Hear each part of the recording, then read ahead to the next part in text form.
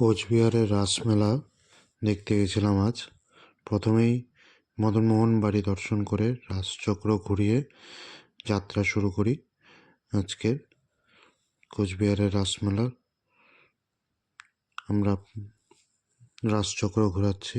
এইখানে রাসচক্র ঘোরানোর পর যে প্রতিমাগুলো আছে সেগুলো একে একে দর্শন করলাম। সে পাশেই ছিল কোচবিহারের লোকাল শিল্পীদের তৈরি করা কিছু ডেমো এবং ছবি।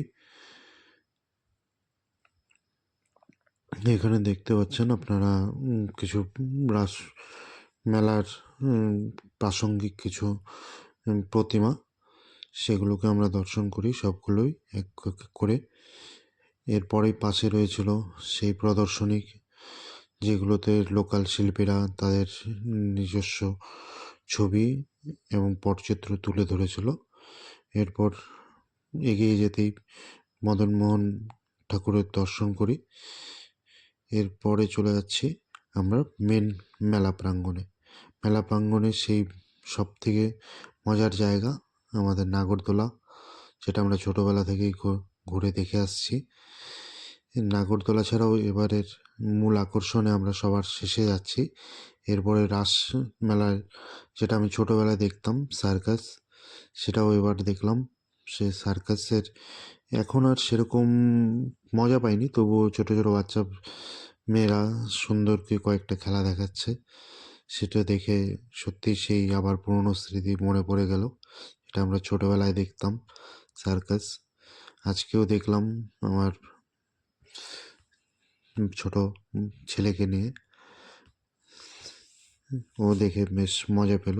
অনেক কটা শো ছিল, মোটামুটি প্রায় 1.5 ঘন্টা নাগাদ আমরা 7টা থেকে 9টার শো যেটা আছে সেটাই দেখলাম।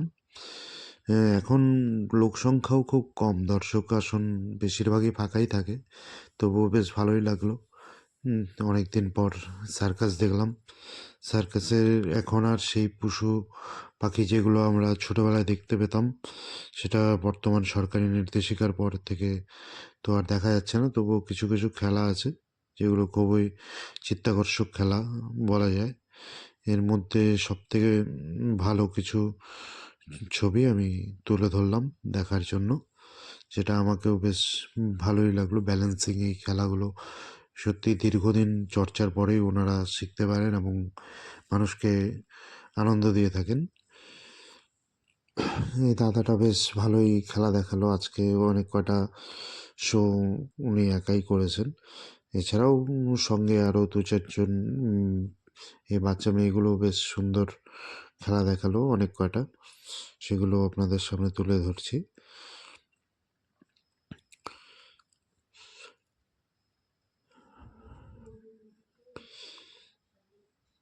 বেশ মনোমুগ্ধকর পরিবেশে আজকে বেশ ভালোই সময়টা কাটলো। প্রথমেই সার্কাস দেখলাম। সার্কাস প্রায় শেষের দিকে চলে আসছে, সবাই গিয়ে দেখতে পারেন। 3টে শো ওনারা করেন, 4টা, তারপর হচ্ছে 7টা, লাস্ট শো সম্ভবত 9টায়। গ্যালারির টিকিট 80 টাকা, চেয়ার টিকিট 120 টাকা। সাধ্যের মধ্যে এই টিকিটটা আমি বলবো। এখনকার সময়ের যা খরচাপাতি আছে সেই হিসেব করলে 120 টাকাটা খুব একটা বেশি মনে হয় না। বেশ সুন্দর খেলা কিছু দেখালো।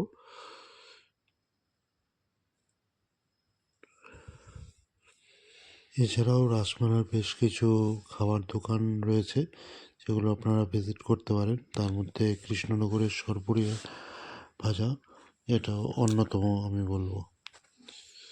এই হচ্ছে শেষ খেলা আজকের সার্কাসের, যেটা সব থেকে বেশি আনন্দদায়ক মনে হয়েছে এবং রিস্কিও সম্ভবত এই খেলাটা।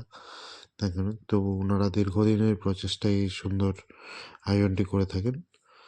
এরপরে আমরা বেরিয়ে চলে গেছিলাম সেই সবার এবছরের মেন আকর্ষণ, সেই জল পরিদর্শনে। 100 টাকার টিকিট ছিল। প্রথমে কিছু অ্যাকোরিয়ামের ভেতর দিয়ে এগিয়ে যেতে থাকলাম। বিভিন্ন প্রকারের মাছ আছে এখানে। সেই মাছগুলো দেখে একদম শেষের যখন পৌঁছাবেন আপনারা, তখনই 4জন মহিলা আছেন, তারা জলপরীর ড্রেস পরে খেলা দেখাচ্ছেন। খুব কষ্টকর যা দেখলাম, মানে অনেকক্ষণ ধরে ওনাদের জলের ভিতর থাকতে হচ্ছে। আপনারা দেখে আসতে পারেন। এটা আমাদের কোচবিহারের এবছরের মূল আকর্ষণ ছিল।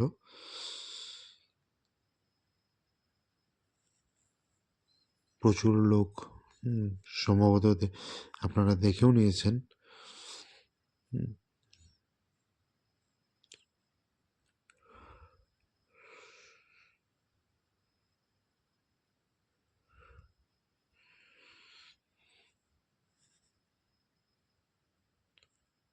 এই হচ্ছে সেই জলপরি যে মহিলারা আজকের আমাদের মনোরঞ্জন করালো। ওনারা এই মাঝে মধ্যে উপরে উঠে দম নিয়ে নিচ্ছেন, আবার এসে দর্শকদের সামনে তাদের উপস্থিত। আমাদের আজকের রাসমেলা প্রায় ঘোরা শেষের দিকে এসে